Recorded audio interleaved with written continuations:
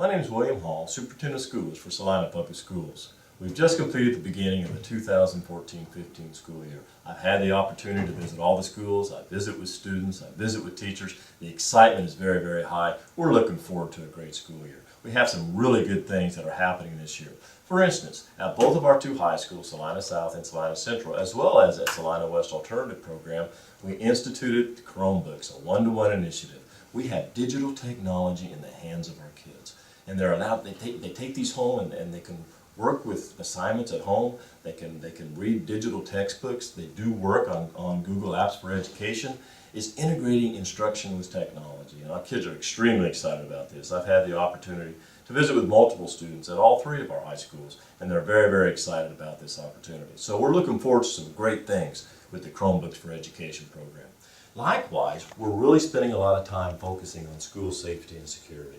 This past summer, we had the opportunity to have a tabletop scenario working closely with Saline County Emergency Management, EMS first responders, the Saline County Sheriff's Office, as well as the Salina Police Department, to sit down with school officials and talk about school safety and security. That's extremely important because school safety and security isn't just a school issue, it's a community issue. And we're very, very fortunate to have the partnerships with our local community that we have.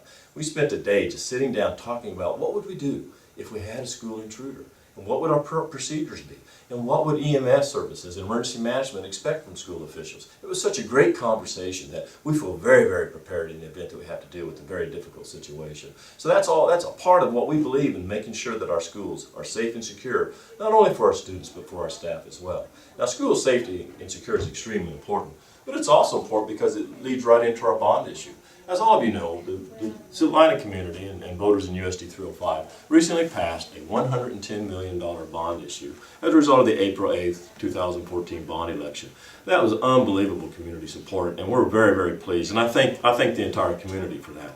But we're in the process now of looking toward designs. And just in late August this year, we had a design collaboration conference. We brought in 64 key stakeholders to sit down with our architectural team, our construction management team. We had business leaders represented, post-secondary members represented. We also had government leaders who are also part of this process, parents and students and teachers and school officials, to sit down and talk about, specifically with our two high schools, what were some of the issues that we needed to take into account as we started looking to build our schools for the future. And one of the key things we talked about was the fact that we had to make sure that these facilities were flexible.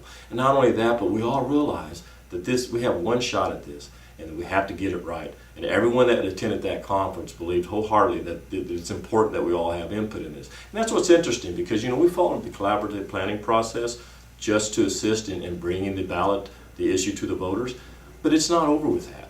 Now that the bond issue has been passed, we believe we need to have collaboration from our community in the design process as well. So the collaboration and the collecting feedback from our community members won't stop. It's just beginning, because we want to make sure that whatever the final design we have mirrors what our community tells us is important.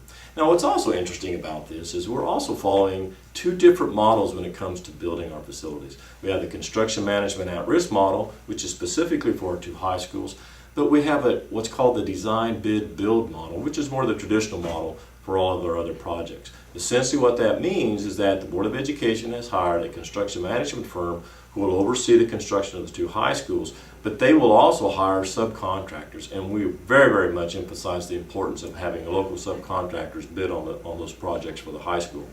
Likewise, the design, bid, build conference for all the other projects involve hiring local architects. We have local architects who are designing all of those facilities, and they will actually, once those designs are completed, we'll put those out to bid. And we've staggered those so that all of our local subcontractors have the opportunity to bid those projects, because the Board of Education is committed to keeping these dollars local to the extent possible that we can do that, because they also understand that the $110 million is more than just the future of our school system, our community, which is extremely important. But it's an absolute shot in the arm for our local economy. We want our local workers working during these projects. And so we're looking forward to developing that partnership and keeping all of our local subcontractors busy as we build these projects. So I encourage all of our subcontractors to be part of this process. If you have any questions related to how this is going to work, how you can be part of the process, any upcoming meetings about learning more about the design, bid, build, and exactly what's going to be expected from the bidding process, please contact my office, or you can email me. My email address is bill.hall@usd305.com. But I tell you what, folks, many exciting things happening in the Salina community and Salina Public Schools this year. We're just looking forward to a great year, and we're going to continue this process of communicating with you on everything that's going on. As always, I encourage you to contact us, and we will continue to work to make a difference in the lives of kids. Thank you for your continued support.